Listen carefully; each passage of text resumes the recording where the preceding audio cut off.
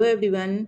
आज हम उत्तर प्रदेश के जो इम्पोर्टेंट करंट अफेयर है जनवरी मंथ की उनको डिस्कस करेंगे और इसके दो पार्ट आएंगे। ये है पार्ट फर्स्ट जिसमें लगभग 10 क्वेश्चन शामिल हैं जो कि आने वाले उत्तर प्रदेश से रिलेटेड जितने भी एग्ज़ाम हैं उसके लिए बहुत ही महत्वपूर्ण हैं, चाहे वह यूपीएसआई का हो या यूपी लेखपाल हो या यूपी ट्रिपल एससी से रिलेटेड अन्य अदर एग्ज़ाम।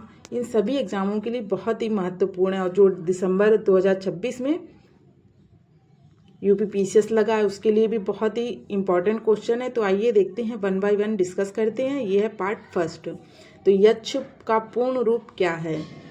फर्स्ट क्वेश्चन है, यक्ष का पूर्ण रूप क्या है? तो यक्ष का पूर्ण रूप है yielding actionable knowledge for smart holistic policy. यह ऐप जो है उत्तर प्रदेश की पुलिस के द्वारा अपराध नियंत्रण और अपराधियों की ट्रैकिंग के लिए विकसित किया गया एक एआई आधारित डिजिटल हथियार है और इस ऐप को स्टेगियो कंपनी के जार्विस वन एआई प्लेटफॉर्म के द्वारा संचालित किया गया है। जार्विस वन एआई प्लेटफॉर्म के द्वारा संचालित किया है। तो इस प्रकार इसका राइट आंसर हो जाएगा यक्ष का पूर्ण रूप क्या है? तो इसका पूर्ण रूप है yielding actionable knowledge for smart holistic polishing. Right answer हो जाएगा डी। इससे रिलेटेड और इन्फॉर्मेशन देख लेते हैं। यह अपराधियों की डिजिटल कुंडली, मतलब इस ऐप में लगभग 12 लाख से अधिक अपराधियों का डाटा जो है इसमें शामिल है, जैसे उनका नेम, एड्रेस, फोटो, वीडियो और आवाज़। तो एक क्लिक पर किसी भी अपराधी का पूरा इतिहास जो है देखा जा सकता है। एआई फेशियल रिकॉग्निशन, यानी पुलिस चेकिंग के दौरान यदि किसी संदिग्ध की फ़ोटो खींचकर उस डाटाबेस से मैच कर सकते हैं, जिससे फरार जो अपराधी है उसकी जो पहचान है वह तुरंत हो जाएगी।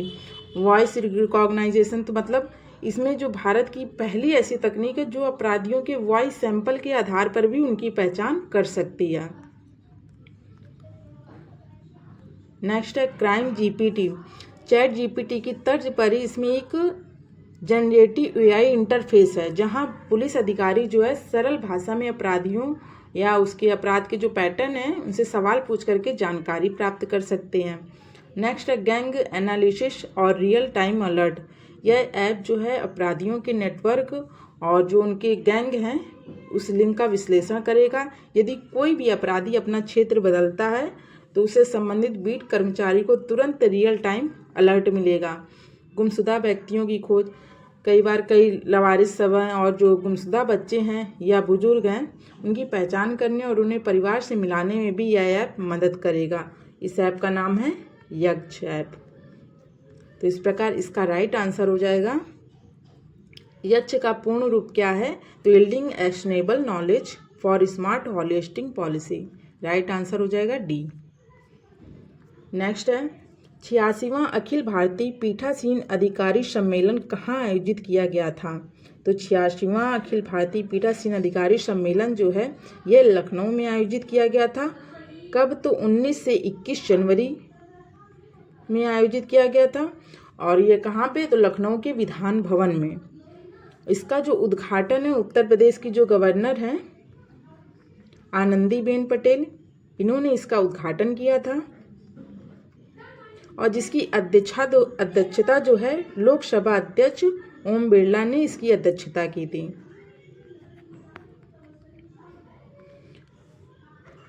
तो इस प्रकार इसका राइट आंसर हो जाएगा कि 86वां अखिल भारतीय पीठासीन अधिकारी सम्मेलन कहाँ आयोजित किया गया था?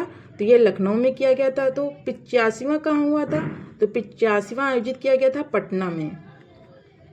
और इसकी थीम क्या है? थीम है स्ट्रॉन्ग लेजिस्लेचर प्रस्पर्स नेशन, यानी सशक्त विधायिका और समृद्ध राष्ट्र जो है इसकी थीम है। और इसमें 28 राज्यों और 3 यूनियन टेरिटरी के पीठासीन अधिकारियों और विधान सचिवों ने इसमें भाग लिया था। और यूपी में ये चौथी बार आयोजित किया जा रहा है। इससे पहले कब कब आयोजित किया गया था? तो 1961 में, 1985 में और 2015 में आयोजित किया गया था। और लेटेस्ट अभी 2026 में 19 से 21 जनवरी 2026 में आयोजित किया गया है। तो इस प्रकार इसका राइट आंसर हो जाएगा कि 86वां अखिल भारतीय पीठासीन अधिकारी सम्मेलन कहाँ आयोजित किया गया? तो ये लखनऊ में आयोजित किया गया। नेक्स्ट है पार्वती अर्गा पक्षी अभ्यारण्य उत्तर प्रदेश के किस जिले में स्थित है? तो यह स्थित है गोंडा जिले में। तो पर्यावरण वन और जलवायु परिवर्तन मंत्रालय ने जो उत्तर प्रदेश के गोंडा जिले में स्थित है पार्वती अर्गा अभ्यारण्य, इसके जो चारों ओर के जो क्षेत्र हैं उसको इको सेंसिटिव जोन घोषित कर दिया है। और यह जो अभ्यारण्य है पार्वती अर्गा, यह 2 झीलों कौन कौन सी पार्वती और अर्गा से मिलकर बना है, जिसे 2019 में रामसर साइट भी घोषित किया गया, जिसका उद्देश्य है जो प्रवासी पक्षी हैं यहाँ आते हैं उनकी आवास की सुरक्षा करना और मानवीय गतिविधियों को नियंत्रित करना, जिससे पारिस्थितिक संतुलन बना रहे। तो इस प्रकार इसका राइट आंसर हो जाएगा पार्वती अर्गा पक्षी अभ्यारण्य उत्तर प्रदेश के किस जिले में स्थित है? तो यह गोंडा जिले में स्थित है। कई बार एग्जाम में पूछा भी जा चुका है। और एक चीज़ और कि 2019 में से रामसर साइट भी घोषित किया गया था, ये भी बहुत इंपॉर्टेंट क्वेश्चन बन सकता है। नेक्स्ट है 72वीं सीनियर नेशनल वॉलीबॉल चैंपियनशिप का आयोजन कहाँ किया गया है? तो इसका जो आयोजन किया गया है यह वाराणसी में किया गया है। तो यह 4 से 11 जनवरी 2026 में वाराणसी स्थित डॉक्टर संपूर्णानंद स्पोर्ट्स स्टेडियम में यह आयोजित किया गया। और 41 वर्ष के बाद उत्तर प्रदेश ने इस राष्ट्रीय प्रतियोगिता की मेजबानी की, यानी इससे पहले 1984 में उत्तर प्रदेश ने इस प्रतियोगिता की मेजबानी की थी। और इसका जो उद्घाटन है वह प्राइम मिनिस्टर नरेंद्र मोदी जी के द्वारा वर्चुअल रूप से किया गया, और जबकि जो समापन किया गया वह उप मुख्यमंत्री केशव प्रसाद मौर्य जी ने इसका समापन किया। तो इस प्रकार इसका राइट आंसर हो जाएगा वाराणसी। इस आयोजन में देश भर की लगभग 58 टीमों के लगभग 1000 से अधिक खिलाड़ियों ने इसमें भाग लिया। तो इसका राइट आंसर हो जाएगा बी, यानी 72वीं सीनियर नेशनल वॉलीबॉल चैंपियनशिप का आयोजन कहाँ किया गया? तो वाराणसी में किया गया। इसमें देखेंगे विजेता कौन है पुरुष वर्ग में? तो पुरुष वर्ग में विजेता है भारतीय रेलवे और उप विजेता है केरल। और वहीं महिला वर्ग में जस्ट इसका अपोजिट, तो केरल जो हो जाएगा विजेता और उप विजेता भारतीय रेलवे। नेक्स्ट है उत्तर प्रदेश की पहली हाईटेक ब्रेल लाइब्रेरी कहाँ स्थापित की गई है? तो उत्तर प्रदेश की पहली हाईटेक ब्रेल लाइब्रेरी है जो कि आने वाले सभी एग्जामों में क्वेश्चन पूछा जा सकता है। तो यह लखनऊ में स्थापित की गई है, और लखनऊ में स्थित जो डॉक्टर शकुंतला मिश्रा राष्ट्रीय पुनर्वास विश्वविद्यालय है वहाँ स्थापित की गई है। और जिसका उद्घाटन जो है जो गवर्नर है उत्तर प्रदेश की आनंदीबेन पटेल, इन्होंने इसका उद्घाटन किया, जिसका उद्देश्य है दृष्टिबाधित छात्रों को डिजिटल और सुलभ शैक्षिक सामग्री उपलब्ध कराना। और इस लाइब्रेरी में एकेडमिक पुस्तकों के साथ साथ जो कॉम्पिटिटिव एग्ज़ाम की जो परीक्षाएं होती हैं उसकी तैयारी के लिए भी हजारों पुस्तकें और ब्रेल लिपियां उपलब्ध हैं, जिससे छात्र कंप्यूटर और हेडफोन की मदद से इंटरनेट का उपयोग करके दुनिया भर की लाइब्रेरी से जुड़ सकते हैं। और ये जो तकनीक है कौन सी है? तो ये यहाँ DESI यानी digital accessible information system software और ब्रेल डिस्प्ले मशीनों का उपयोग किया गया है, जो कि लिखित सामग्री को आवाज़ और ब्रेल लिपि में बदल देती हैं।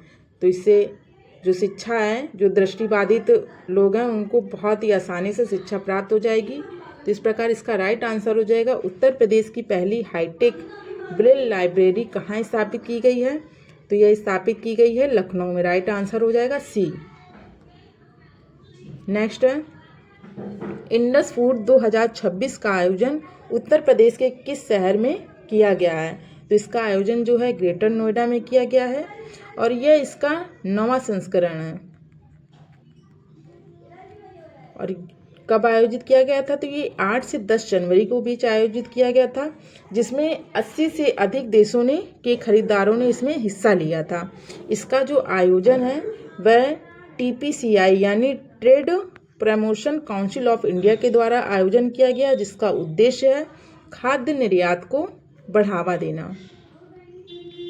और इस सम्मेलन में जो डेयरी हैं, डेयरी उत्पाद हैं, मसाले हैं, सी फूड हैं, मिलेट्स हैं, इन सभी उत्पादों का प्रदर्शन किया गया है। तो इस प्रकार इसका राइट आंसर हो जाएगा इंडस फूड 2026 का आयोजन उत्तर प्रदेश के किस शहर में किया गया? तो इस ग्रेटर नोएडा में आयोजित किया गया। राइट आंसर हो जाएगा बी। नेक्स्ट है, उत्तर प्रदेश का पहला खादी प्लाजा कहाँ स्थापित किया गया है? तो उत्तर प्रदेश का पहला खादी प्लाजा जो है वाराणसी में स्थापित किया गया है और यह प्रधानमंत्री की खादी फॉर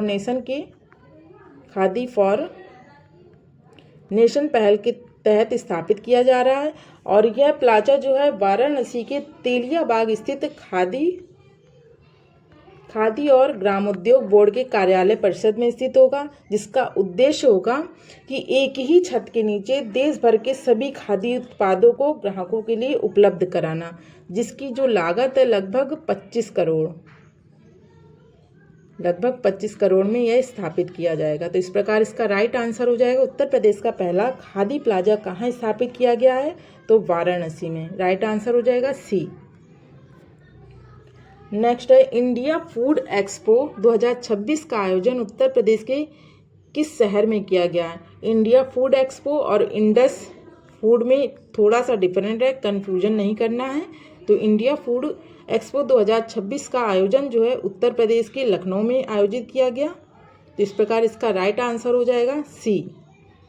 और यह 16 से 18 जनवरी तक आयोजित किया गया, जिसका उद्घाटन है उप मुख्यमंत्री श्री केशव प्रसाद मौर्य जी ने किया। और आयोजक जो है इंडियन इंडस्ट्रीज एसोसिएशन के द्वारा आयोजित किया गया। इसमें लगभग 90 कंपनियों ने इसमें हिस्सा लिया और 115 स्टॉल्स जो हैं लगाए गए हैं। तो इस प्रकार इसका राइट आंसर हो जाएगा इंडिया फूड एक्सपो 2026 का आयोजन उत्तर प्रदेश के किस शहर में किया गया? तो लखनऊ में किया गया और ये 10th नंबर का था। राइट आंसर हो जाएगा सी। नेक्स्ट है, उत्तर प्रदेश सरकार के द्वारा विकसित की जा रही एजुकेशन टाउनशिप किस अवधारणा पर आधारित है? तो ये जो है सिंगल एंट्री और मल्टीपल एग्जिट अवधारणा पर आधारित है। तो उत्तर प्रदेश सरकार ने राज्य में देश की पहली एजुकेशन टाउनशिप विकसित करने जा रही है, जो कि सिंगल एंट्री और मल्टीपल एग्जिट के विचार पर आधारित है। और इसमें पहले चरण में इस टाउनशिप के लिए लखनऊ, प्रयागराज, कानपुर और वाराणसी जैसे शहर हैं, इनको चिन्हित किया गया। और मोस्टली उत्तर प्रदेश के लोग भी पढ़ने मोस्टली यही शहरों में जाते हैं, लखनऊ, प्रयागराज या कानपुर, वाराणसी, जो कि कितने क्षेत्रफल में बनाया जाएगा? लगभग 100 से 150 एकड़ में विकसित करने की योजना है। तो इस प्रकार इसका राइट आंसर हो जाएगा उत्तर प्रदेश सरकार के द्वारा विकसित की जा रही एजुकेशन टाउनशिप किस अवधारणा पर आधारित है? तो सिंगल एंट्री और मल्टीपल एग्जिट पर आधारित है। राइट आंसर हो जाएगा बी। मेन क्या क्या सुविधाएं होंगी? तो यह देश दुनिया के प्रतिष्ठित सरकारी और निजी विश्वविद्यालय अपने कैंपस खोल सकेंगे यहाँ, और एक ही परिसर में प्राथमिक से लेकर उच्च शिक्षा तक की सभी रिसर्च की सुविधाएं उपलब्ध होगी।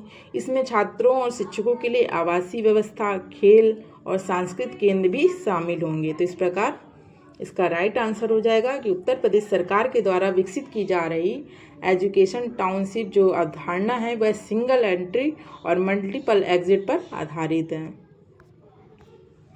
नेक्स्ट है, उत्तर प्रदेश सरकार ने हाल ही में किस जिले को डिफेंस इंडस्ट्रियल कॉरिडोर के नए नोड के रूप में विकसित करने की मंजूरी दी है? तो यह जिला है उन्नाव। तो उत्तर प्रदेश सरकार ने उन्नाव जिले को डिफेंस इंडस्ट्रियल कॉरिडोर के नए नोड के रूप में विकसित करने की मंजूरी दी है। और यह जो कॉरिडोर है